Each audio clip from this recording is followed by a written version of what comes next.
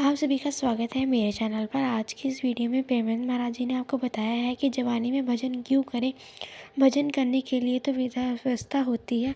तो बिना देरी के हम वीडियो को शुरू करते हैं और जानते हैं भजन कब और किस समय करना चाहिए, कौन सी अवस्था में करना चाहिए। तो बिना देरी के चलिए शुरू करते हैं अपनी वीडियो को। दुष्यंत शर्मा जी, गाजियाबाद से। राधा राधा श्री श्री हरिवंश महाराज जी। महाराज जी, एक प्रश्न बहुत कष्ट देता है कि युवावस्था में भजन क्यों? भजन के लिए वृद्धावस्था होती है, क्या भक्ति भाव की कोई उम्र होती है? हमने कभी बंदूक नहीं चलाई और नहीं चला पाऊंगा क्योंकि मैंने अभ्यास नहीं किया। मैंने कभी बंदूक नहीं चलाई तो अब भी मैं नहीं चला पाऊंगा क्योंकि मैंने कभी पकड़ा ही नहीं, मैंने कभी अभ्यास ही नहीं किया। तो अगर बाल्यावस्था जवानी में माला नहीं चलाया ना तो बुढ़ापे में नहीं चला पाओगे।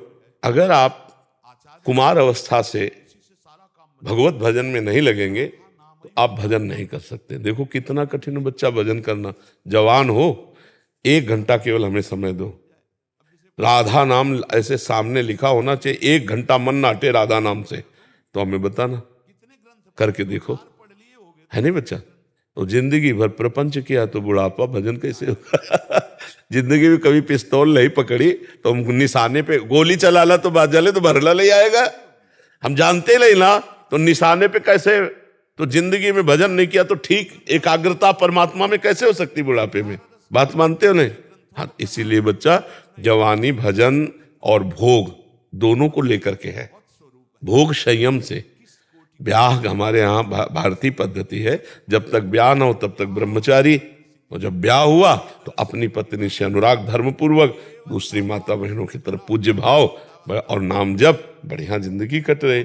बेविचारी आदमी की बढ़िया जिंदगी थोड़ी होती, गंदी जिंदगी होती, बहुत गंदी जिंदगी होती, बहुत क्लेश अशांति, कामनाएं उसको जलाती रहती है। तो जवानी में यदि बच्चा भजन का अभ्यास नहीं होगा तो बुढ़ापा में नहीं हो सकता।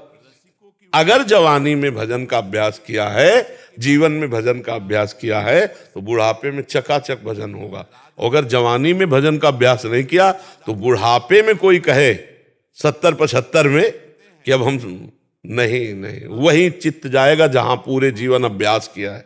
पक्की बात है, ये हम बिल्कुल खूब सुलझी हुई बात कह रहे हैं। नहीं कोई वयोवृद्ध बतावे कि हम, अब वो मतलब झूठ बोले तो बात अलग, ईमानदारी की बात है कि अगर आपने जीवन में कभी भजन नहीं किया तो आप भजन करते हो? कदापि नहीं। हम जीवन में जो थोड़ा थोड़ा भजन करते भी नहीं, पूजा उनकी भी बात कह रहे हैं। बस वही संसार के प्रपंच की बात है, और अपना वो 3 माला घुमाते तो 3 माला घुमा दिया। नहीं तो भजन का मतलब समझते हो? उठते बैठते चलते फिरते खाते पीते हम भगवान का स्मरण करते हुए, ये अभ्यास से होगा, बिना अभ्यास के नहीं। और ये अभ्यास करने की यही उम्र है। चाहे जिस डिपार्टमेंट में जाओ, देखो जैसे अब ढोलक बजाने को हमसे कहो तो अंगुलियां काम नहीं करेंगी। इसीलिए बच्चापन में जो नरम अंगुली होती है, उसे हारमोनियम बजाना, ढोलक बजाना इसीलिए लिया जाता है ना। 16, 18, 20 ये अवस्था के क्यों लिए जाते हैं? क्योंकि नए अंग है, नया दिमाग है, जिधर लगेगा धुआं मचा देगा, जिधर जाएगा। एक आदमी इंजीनियर था तो इंजीनियर वाले दुकान के पास गया और कहा मुझे नौकरी दे दो, मैं इंजीनियर हूं, पूरे कार्ड सब दिखाए।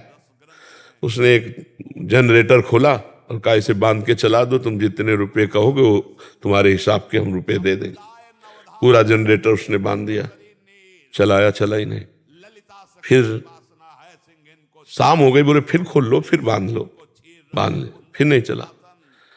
तो उसने कहा सर जो कागज में लिखा है वो हमें बिल्कुल पढ़ा हुआ हूं और मैं इसको बिल्कुल, बोले मैं देख रहा हूं तुम ठीक कस रहे हो, ठीक बांध रहे हो, लेकिन तुम किसी इंजीनियर तो हो पढ़े लिखे, तुम किसी मैकेनिक के नीचे नहीं रहे। बोले सर कमी क्या है? बोले केवल गैस काटना था, गैस काटा और चल दिया। समझ रहे हो? ऐसे ही परमात्म प्राप्ति में बहुत सरलता है, बहुत सरलता। भगवान अपने हैं, केवल भगवान को अपना मानना है, केवल भगवान को अपना मानना। बच्चा हम पूरे जीवन की बात बता रहे हैं। भगवान को एक बात केवल पसंद है, अपनापन। हे नाथ मैं आपका भाव का भूखा हूं मैं, यही नहीं हम लोग दे पाते। आप देखना, हम किसी भोग के लिए किसी से ऐसा बोल सकते हैं कि तुम हमारे जीवन हो, ये सब भगवान के लिए नहीं बोल सकते, ध्यान रखना। हम भोगों के लिए बहुत से जन्म दे दिए, लेकिन भगवान के लिए प्राण देने की बात हमारे मन में जब आ जाएगी, भगवत ये बस गैस काटनी है, जनरेटर स्टार्ट हो जाएगा। चाहे जितना पढ़ा लिखा हो, अभ्यास नहीं है ना, तो गैस काटना नहीं जानता था, वो नहीं लिखा था उसमें। समझ रहे हो? ऐसे ही भगवत प्राप्ति के लिए जड़ चेतने ग्रंथि पड़ गई, यद्यपि मृषा छूटति कठिनाई। अतिशय रगड़ करे जो कोई, तो अनल प्रगट चंदन ते होई। समझ रहे ना?